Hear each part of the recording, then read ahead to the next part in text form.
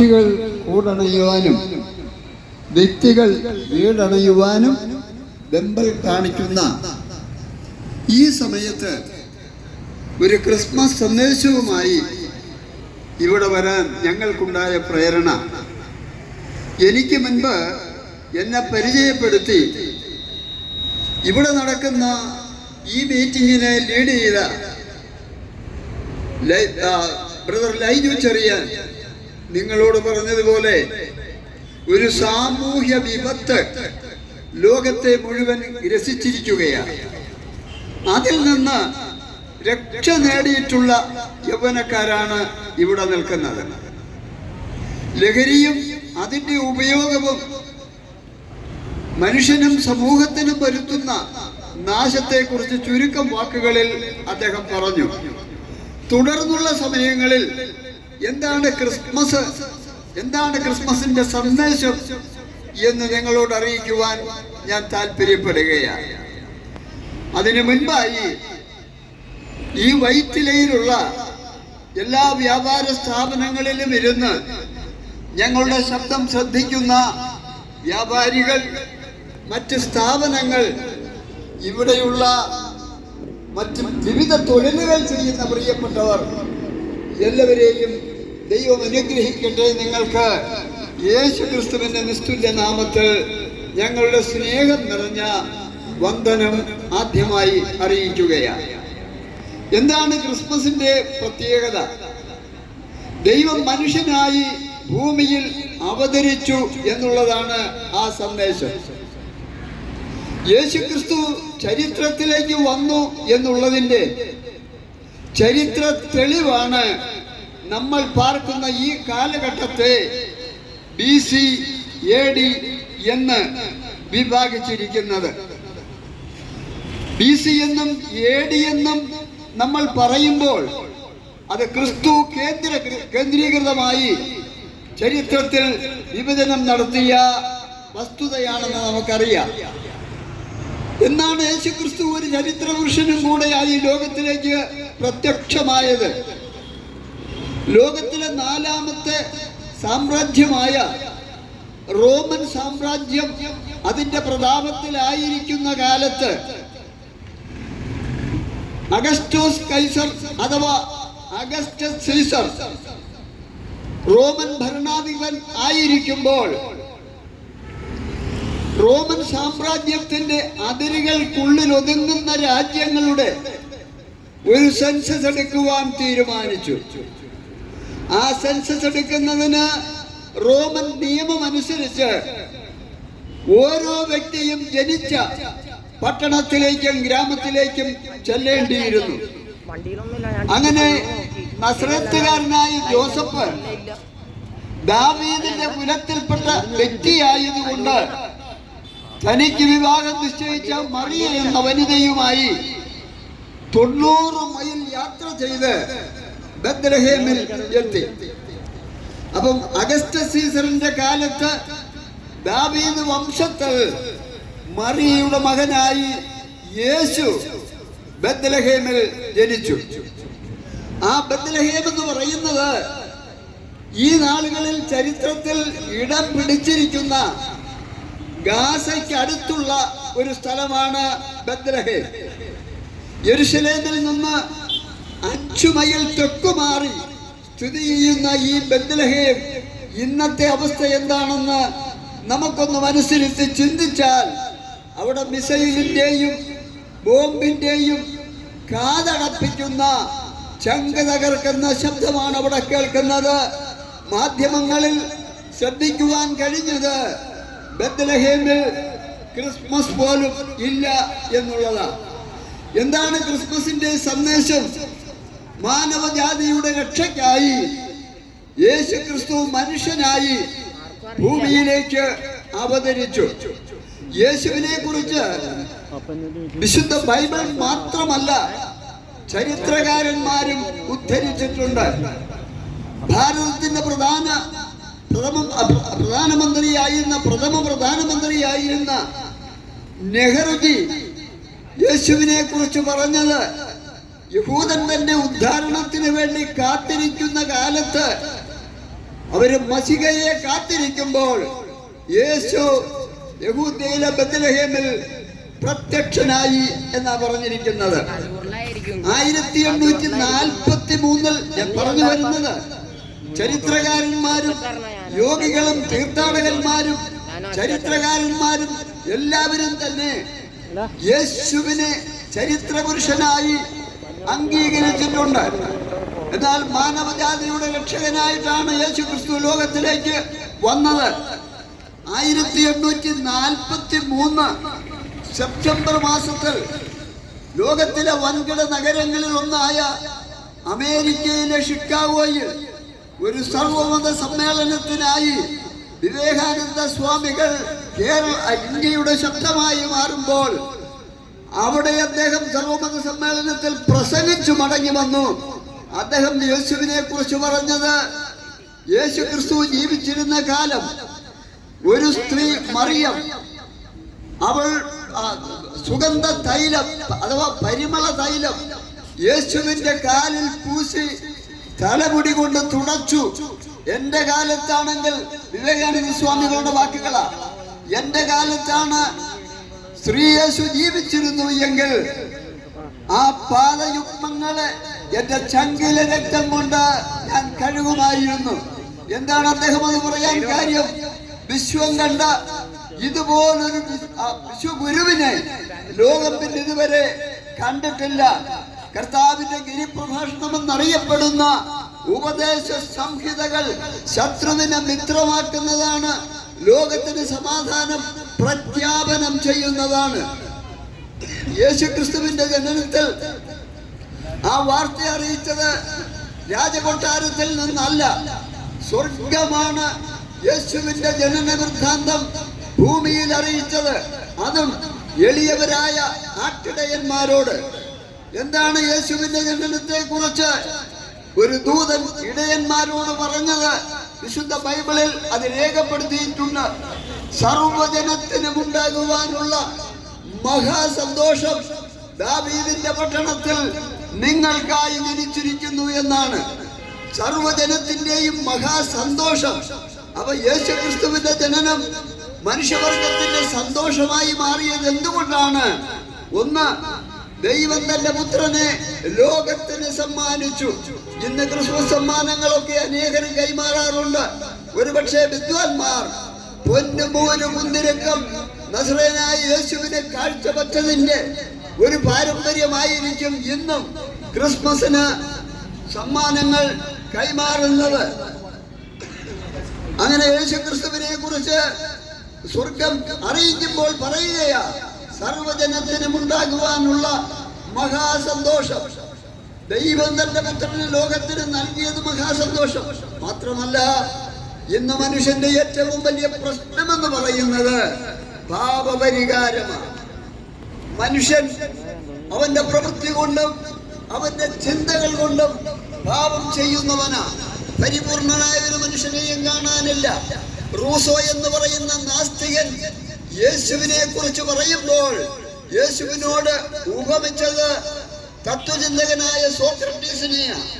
ഗ്രീസിൽ ജനിച്ച് ജീവിച്ച ലോകം കണ്ട ഏറ്റവും വലിയ തത്വചിന്തകനായ സോക്രട്ടീസിനെ യേശുവിനോട് ഒരു ഉപമാനം നടത്തിക്കൊണ്ട് നാസ്തികനായ റൂസോ പറഞ്ഞത് ഇപ്രകാരമാണ്: സോക്രട്ടീസ് ജീവിച്ചതും സോക്രട്ടീസ് ഉപദേശിച്ചതും സോക്രട്ടീസ് മരിച്ചതും ഒരു പൂർണ്ണ മനുഷ്യനെ പോലെയാണ്. എന്നാൽ യേശുവാകട്ടെ, ഇതാരാ പറയുന്ന? ഒരു നാസ്തികനാ പറയുന്നത്. എന്നാൽ യേശുവാകട്ടെ ജീവിച്ചതും ഉപദേശിച്ചതും മരിച്ചതും ഉത്ഥാനം ചെയ്തതും, യേശു മരിച്ചവരിൽ നിന്ന് ഉയർത്തെഴുന്നേറ്റു, യേശു ഉത്ഥാനം ചെയ്തതും ദൈവത്തെ പോലെയാണെന്ന് പറഞ്ഞു. അപ്പോൾ ഞാൻ പറഞ്ഞു വരുന്നത്, ചരിത്രകാരന്മാരും യേശുവിനെ കുറിച്ച് പറയുന്നു, നവോത്ഥാന നായകന്മാർ യേശുവിനെ കുറിച്ച് പറയുന്നു, ചരിത്രം യേശുവിനെ സാക്ഷിക്കുന്നു. അതുകൊണ്ട് 2000 ആണ്ടുകൾക്കപ്പുറം യഹൂദയിലെ ബത്ലഹേമിൽ ദാവീദിന്റെ സന്തതിയായി മറിയയുടെ മകനായി യേശു ലോകത്തിലേക്ക് കടന്നു വന്നു എന്നുള്ളത് വിസ്മരിക്കാൻ കഴിയാത്തൊരു കാര്യമാണ്. രണ്ടാമത്, ദൂതൻ അറിയിച്ച സന്ദേശത്തോടൊപ്പം സ്വർഗീയ മാലാഖമാർ പാടിയ ആദ്യത്തെ പാട്ട് യേശുവിനെ കുറിച്ച്. അത്യുന്നതങ്ങളിൽ ദൈവത്തിന് മഹത്വം, ഭൂമിയിൽ ദൈവപ്രസാദമുള്ള മനുഷ്യർക്ക് സമാധാനമെന്ന്. രണ്ട് കാര്യങ്ങൾ അവിടെ പറയുന്നത്. അത്യുന്നതങ്ങളിൽ ദൈവത്തിന് മഹത്വം, കാരണം അത്യുന്നതനായ ദൈവം ആരാധ്യനാണ്, നിത്യനാണ്, സർവശക്തനാണ്, സൃഷ്ടാവാണ്, സർവജ്ഞാനിയാണ്. അതുകൊണ്ട് സർവശക്തനായ ദൈവം ആരാധനയ്ക്ക് യോഗ്യന്, സകല മഹത്വത്തിനും പുകഴ്ചയ്ക്കും യോഗ്യന്. അതുകൊണ്ട് തന്നെയാ ദൂതന്മാർ പറയുന്നത് അത്യുന്നതങ്ങളിൽ ദൈവത്തിന് മഹത്വം. പിന്നെ പറഞ്ഞു ഭൂമിയിൽ ദൈവപ്രസാദമുള്ള മനുഷ്യർക്ക് സമാധാനം. ഭൂമിയിൽ ആര് ദൈവത്തെ പ്രസാദിപ്പിക്കുന്നുവോ അവർക്ക് സമാധാനമാണ്. എന്നാൽ ഇന്ന് മനുഷ്യന് നഷ്ടപ്പെട്ടു പോയിരിക്കുന്നത് സമാധാനമാണ്. എവിടെയാണ് സമാധാനം നഷ്ടപ്പെട്ടു പോകാൻ കാര്യം? അനേക സാമൂഹ്യ തിന്മകൾ ഇന്ന് ലോകത്തിൽ നടമാടുന്നുണ്ട്. അതിലൊന്നാണ് മത തീവ്രവാദം. സമാധാനം നഷ്ടപ്പെടുന്നതിന്റെ ലിസ്റ്റ് ഞാൻ നിങ്ങളോട് പറയുവാൻ ആഗ്രഹിക്കുകയാണ്. 2017 ലോകത്തിലെ വൻകിട നഗരങ്ങളിൽ അഥവാ ലോക രാജ്യങ്ങളുടെ വൻകിട നഗരങ്ങളിൽ നടന്ന ബോംബ് സ്ഫോടനത്തിന്റെ ഫലമായി 15,399 ആളുകളാണ് മരണമടയേണ്ടി വന്നത്. ചാവേറുകളായോ മനുഷ്യ ബോംബായോ കടന്നു വന്ന ആ വ്യക്തികൾക്ക് വിരോധികളല്ല ഈ 15,399 ആളുകൾ. അവർ നിരപരാധികളാണ്. നമുക്കറിയാമല്ലോ 2001 സെപ്റ്റംബർ 11 പ്രത്യേകത അമേരിക്കയുടെ അഭിമാനമായ വേൾഡ് ട്രേഡ് സെന്ററിന്റെ നാശമായിരുന്നു. അന്ന് സംഭവിച്ചത് എന്താ? 3000 ആളുകളാണ് നിരപരാധികളായവർ തൽക്ഷണം മൃതിയടയുവാൻ ഇടയായത്.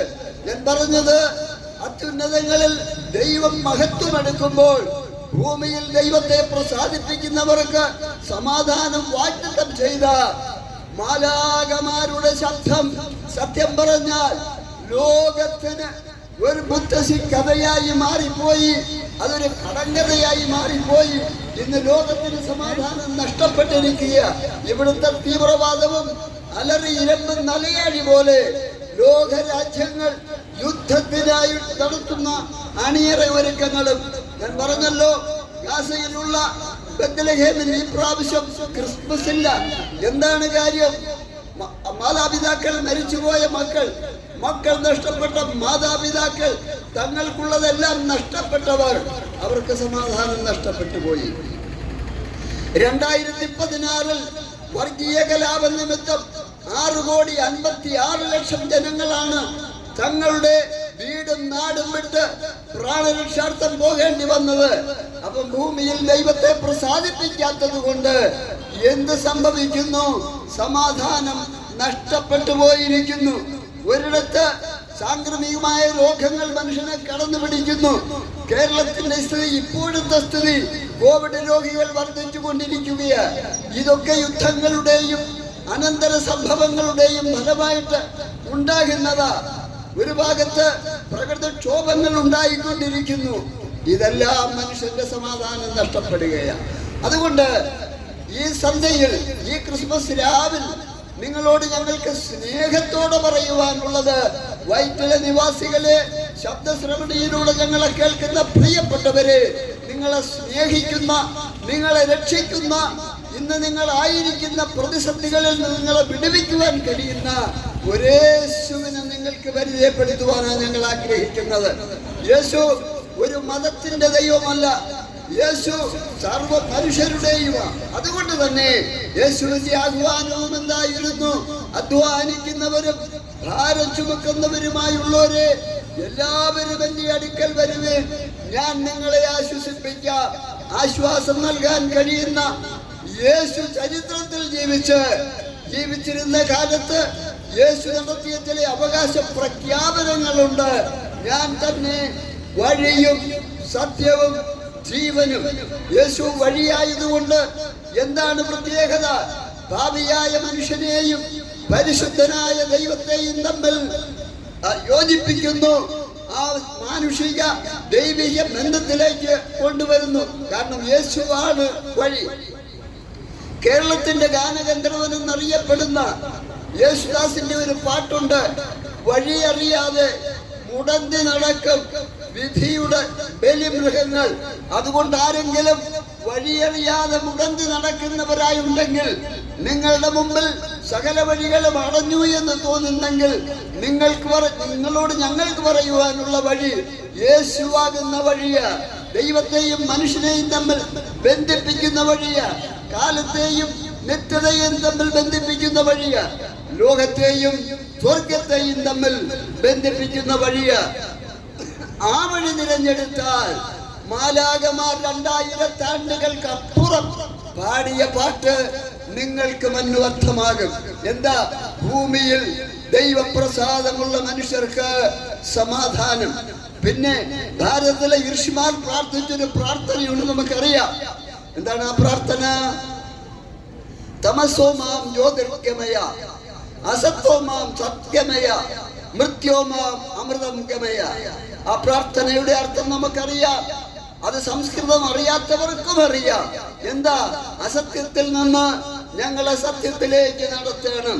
യേശു പറഞ്ഞു, ഞാൻ സത്യമാണ്, വഴിയും സത്യവുമാണെന്ന് പറഞ്ഞു. പിന്നെ അവര് പറഞ്ഞു, മൃത്യോമ അമൃതം ഗമയ, മരണത്തിൽ നിന്ന് ജീവനിലേക്ക്, മർത്യതയിൽ നിന്ന് അമർത്യതയിലേക്ക് ഞങ്ങളെ നയിക്കണമെന്ന് പറഞ്ഞു. യേശു പറഞ്ഞു, ഞാൻ തന്നെ പുനരുത്ഥാനവും ജീവനുമാകുന്നു. അതുകൊണ്ട് പാപിയായ മനുഷ്യനെ രക്ഷിച്ച് നിത്യതയ്ക്ക് അവകാശിയാക്കി നിത്യജീവൻ തന്ന് നിങ്ങളുടെ ലോകത്തിന്റെ പ്രശ്നങ്ങളിൽ നിന്ന് വിടുവിച്ച് നിങ്ങളെ രക്ഷിക്കുവാൻ കഴിയുന്ന യേശുവാണ് ക്രിസ്മസിന്റെ പ്രധാന സന്ദേശം. മാത്രമല്ല, ക്രിസ്മസ് നമ്മെ വിളിച്ചറിയിക്കുന്ന മറ്റനേക യാഥാർത്ഥ്യങ്ങളുണ്ട്. യേശു ക്രിസ്തുവിന്റെ ഗിരിപ്രഭാഷണത്തിൽ യേശു പറഞ്ഞു, സമാധാനമുണ്ടാക്കുന്നവർ ഭാഗ്യവാന്മാർ, അവർ ഭൂമിയെ കൈവശമാക്കും. ഇന്നൊരു രാജ്യം മറ്റൊരു രാജ്യത്തെ കീഴ്പ്പെടുത്തുന്നതിന് സമാധാനത്തിന്റെ മാർഗമല്ല. നമുക്കറിയാമല്ലോ, ലോകത്തിൽ ജീവിച്ചിരുന്ന 3-ാം സാമ്രാജ്യത്തിന്റെ സ്ഥാപകനായിരുന്നു മഹാനായ അലക്സാണ്ടർ. എങ്ങനെയാണ് അലക്സാണ്ടർ ഗ്രീസ് എന്ന സാമ്രാജ്യം സ്ഥാപിക്കുവാനിടയായത്? തന്റെ സൈന്യത്തെയും ആയുധത്തെയും ഉപയോഗിച്ചുകൊണ്ടാണ്. അതുപോലെ തന്നെ തീത്തോസ് തന്റെ അവകാശം നിലനിർത്തിയത് സൈന്യത്തെയും ആയുധവും ഉപയോഗിച്ചുകൊണ്ടാണ്. ജർമ്മനിയിലെ ഹിറ്റ്ലറും ഇറ്റലിയിലെ മുസോളിനിയും അങ്ങനെ നമ്മൾ അറിയുന്ന പ്രസിദ്ധരും കുപ്രസിദ്ധരുമായ ഭരണാധികാരികളൊക്കെ അവരുടെ ആയുധ ശേഷി കൊണ്ടും സൈനിക ശക്തി കൊണ്ടും സാമ്രാജ്യങ്ങൾ കീഴടക്കിയപ്പോൾ, സ്നേഹം കൊണ്ട് ഒരു സാമ്രാജ്യം കീഴടക്കിയത് യേശു കർത്താവ് മാത്രമാണ്. ഏതാണ് ആ സാമ്രാജ്യം? രക്ഷയുടെ മാർഗമാകുന്ന യേശുവിന്റെ മാർഗം. അതാണ് യേശു പിടിച്ചടക്കിയ സാമ്രാജ്യം. ആ സാമ്രാജ്യത്തിൽ ഒരംഗമാകണമെങ്കിൽ ഈ യേശുവിനെ ഹൃദയത്തിൽ സ്വീകരിക്കേണ്ടത് ഓരോ വ്യക്തിയുടെയും ആവശ്യമാണ്. യേശുവിന് ഞാൻ നേരത്തെ പറഞ്ഞതുപോലെ മതമില്ല. ഇവിടെ അനേക അവതാര പുരുഷന്മാർ വന്നത് മതങ്ങൾ സ്ഥാപിക്കുവാനാണ്. അനേക നവോത്ഥാന നായകന്മാർ ആ മതത്തിന്റെ വിശ്വാസികളും പരിഷ്കർത്താക്കളുമായി. എന്നാൽ യേശു ഒരു മതം സ്ഥാപിച്ചില്ല. അപ്പോൾ കേൾക്കുന്ന ചിലർക്കെങ്കിലും തോന്നാം, അങ്ങനെയെങ്കിൽ പിന്നെ ക്രിസ്തു മതം എങ്ങനെ ഉണ്ടായി എന്ന്. ഒരിക്കലും യേശു മതമല്ല, ഒരു മാർഗമാണ് സ്ഥാപിച്ചത്. ഏതാണ് യേശു സ്ഥാപിച്ച മാർഗം? അതാണ് രക്ഷയുടെ മാർഗം. ലോകത്തിൽ മുഴങ്ങിക്കേൾക്കുന്ന രക്ഷയുടെ സന്ദേശം. ആരാണ് രക്ഷകൻ? ആ രക്ഷ എന്ന് പറയുന്നത് ഒരാശയ സംഹിതയല്ല, അതൊരു വ്യക്തിത്വമാണ്. യേശുവാണ്. യേശു എന്ന പേരിന്റെ അർത്ഥം തന്നെ അറിയാൻ പാടില്ലാത്തവർക്കായി ഞാൻ പറയുന്നു, രക്ഷകൻ എന്ന. എന്താണ് രക്ഷകൻ? മനുഷ്യവർഗത്തിന്റെ രക്ഷകൻ, ലോകത്തിന്റെ ഉദ്ധാരകൻ. കാലത്തിലേക്ക് കടന്നു വന്ന ആ യേശു മാത്രമാണ് ലോകത്തിന്റെ രക്ഷകൻ. പിൽക്കാലത്ത് പ്രസിദ്ധമായ കിലിക്കയിലെ തർസോസ് പട്ടണത്തിൽ ജീവിച്ച് തർസോസ് യൂണിവേഴ്സിറ്റിയിൽ നിന്ന് ബിരുദം സമ്പാദിച്ച തത്വജ്ഞാനിയും ബുദ്ധിജീവിയുമായ വേദപുസ്തകത്തിലെ ഒരു എഴുത്തുകാരനും ഭക്തനുമായ പൗലോസ് ശ്ലീഹ പറയുകയുണ്ടായി, യേശുവിനെ കുറിച്ച്. അതുപോലെ തന്നെ പത്രോസ് എന്ന് പറയുന്ന യേശുവിന്റെ മറ്റൊരു ശിഷ്യൻ പറഞ്ഞു, മറ്റൊരുത്തനിലും രക്ഷയില്ല, നാം രക്ഷിക്കപ്പെടുവാൻ ആകാശത്തിൻ കീഴിൽ മനുഷ്യരുടെ ഇടയിൽ നൽകപ്പെട്ട യേശുവെന്ന നാമം. അപ്പൊ യേശു ലോകൈക രക്ഷകനാണ്. ആ രക്ഷകന്റെ പിറവിയാണ് ക്രിസ്മസ്. ആ രക്ഷകൻ 2000 ആണ്ടുകൾക്കപ്പുറം യഹൂദയിലെ ബെത്ലഹേമിൽ പിറന്നു, മനുഷ്യരുടെ ഇടയിൽ പാർത്തു, മനുഷ്യരെ സ്നേഹിച്ചു, ഉച്ചനീചത്വത്തെ ഉച്ചാടനം ചെയ്തു.